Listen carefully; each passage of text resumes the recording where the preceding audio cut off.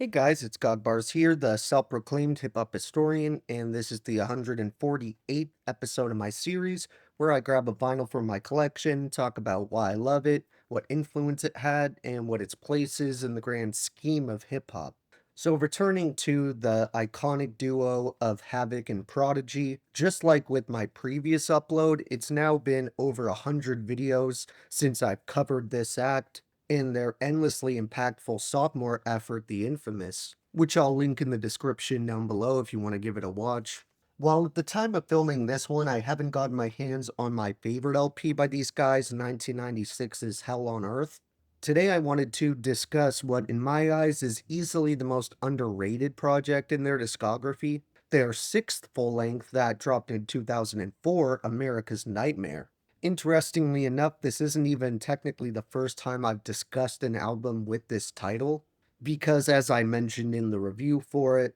Spice One's third studio album also shares the name America's Nightmare. But instead of the three Ks, Spice has an America that was inspired by Ice Cube's solo debut. Mobb Deep opts for just a single K and a Z instead of an S. But while both LPs are personal favorites that hold a few similarities through their content and old school demeanor, they obviously come from different scenes and eras, even with Spice, Havoc, and Prodigy all dominating early 90s hip hop in their own respective spaces. Of course, while Mobb Deep would end up becoming one of the utmost names synonymous with post-Golden Age New York boom bap, it's important to remember that these guys didn't just come out completely fully formed. To be fair, I suppose most MCs don't, but when you look at the debut albums to come from some of their contemporaries in the same scene, you could definitely say that Mobb Deep had a bit more ground to make up. And this wasn't really due to them being whack or uninspired, it was more that their first LP, Juvenile Hell, came out in '93 when they were still young and finding their voices,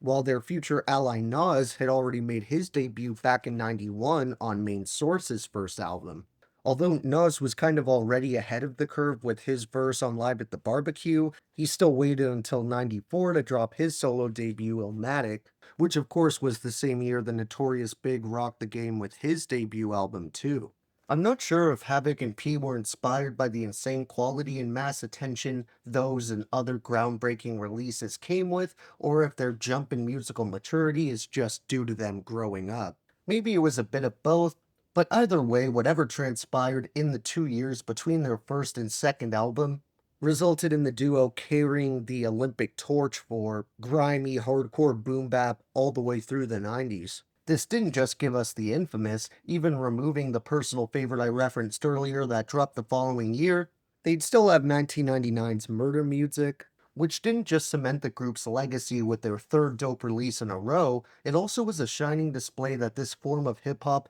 wasn't going anywhere and that they had advanced since their previous albums. Havoc is a top tier producer who has pretty memorable and game changing production on every LP. But their fourth one is where he showed he wasn't just a 90s beat maker who wouldn't be able to transition into the new decade. He's a true titan of creating old school hardcore instrumentals, and he still cooks up dope material to this day, doing everything he can to keep Prodigy and the Mobb Deep name alive and strong. With how much New York hip hop was transitioning and morphing at the time, I kind of see Murder Music in the same light I do another album I've discussed on here, DJ Quick's Rhythmalism, where just like that LP is a love letter to early West Coast G-Funk that he had a direct hand in creating, I feel like Mobb Deep closed out this era of their career in a fitting way along with the 90s itself by making their follow-up to Hell on Earth reminiscent of the sounds that they cut their teeth on while still sounding modern and forward-thinking. I'll definitely get to that release at some point on the channel as well, but it was after that classic when we saw the first noticeable drop in quality,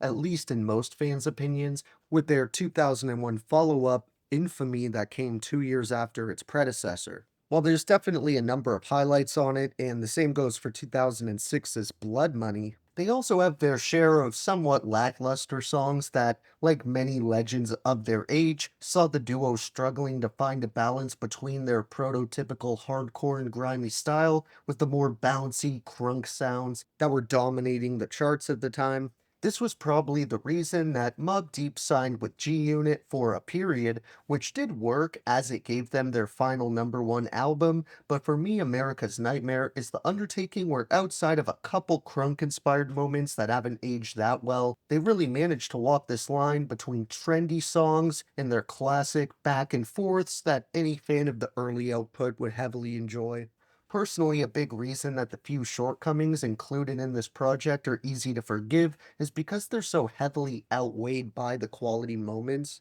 One of which is a top 3 beat Mobb Deep has ever rapped over, Win or Lose, that I actually did a freestyle over pretty recently on the channel, so I'll leave that in the description below as well. However, for once, the instrumental itself actually isn't handled by Havoc, which in some sense actually helps the experience. Not due to any issues with Havoc as a producer, but because bringing The Alchemist on to contribute a small handful of instrumentals gave them a new sound that didn't just revitalize their careers in a sense, it kind of changed the rap game. While Al may have been rapping as a kid in the 90s, he really started making his mark as a producer with his early 2000s affiliation with Havoc and Prodigy, as at this point he was mostly just providing the odd instrumental here and there. He'd had some notable placements, like a few beats on God's Son by Nas, a couple on Ghostface Killah's Bulletproof Wallets, pretty much all the early Dilated Peoples albums, and even a couple of the beats on Murder Music. But when it comes to his idiosyncratic sound that he's honed and perfected over the last couple decades, America's Nightmare is where he really started executing it at a top level, and while he still does it to this day, the non-stop grinding he did through this era was definitely the catalyst for his rise as one of the most accomplished producers on earth, which, just to be clear, he already had been. But now it seems like he's finally starting to get that widespread acknowledgement he's so deserved. I also love the verses that H and P start Win or Lose trading off with, beginning with Havoc and Another Day, Another Dollar. It's about getting money, then you can give me a holla, my nose runny. I've been out in the cold, hustling for so long, my hand numb, but bet I feel that paper in my palm. Then Prodigy takes the reins, rapping, it's like, aw shit, it's on, time to go shopping for cars, not fashion. My whips be the bomb, my clothes be the same shit that we had on, and fuck looking cute, save that for the broads. Then we get one more round of bars from each master MC with it's the HAVOC dump and reload, knock knock, answer that I'm blasting through the peephole. Body charges, pay lawyers so we beat those, but get locked and I'm slutting lady COs. And Prodigy finishes it off with, and we the only rappers you know who fuck they POs, they push our files to the top, you still on parole. We got money to roll, no time for penitentiaries, too much dollars to fold, it's bulging out our jeans. However, The Alchemist and Havoc weren't the only two names in the mix for the production on this thing, as we also get credits from Red Spida, Kanye West, and Lil Jon, who happens to be one of the featured artists who shows up here as well. The other guest appearances are also pretty recognizable names, like Nate Dogg, Littles, Big Noid, Jadakiss of the Locks, and Twista. For honorable mentions here, I want to name tracks like Get Me, On the Run, We Up, Never Change, One of Ours Part 2, Flood the Block, Got It Twisted Remix, and Throw Your Hands in the Air. For my top 3 favorite tracks on here, I think I would have to choose Dump, When You Hear The, and Win or Lose. Thank you for watching my 148th video. Next time we have another OG who's no stranger to this page, so tune in for that one, and if you enjoyed, be sure to like, subscribe, and let me know what your favorite moments off this kind of comeback album are. Don't forget to have a great day, and I'll see you next time, okay? Alright.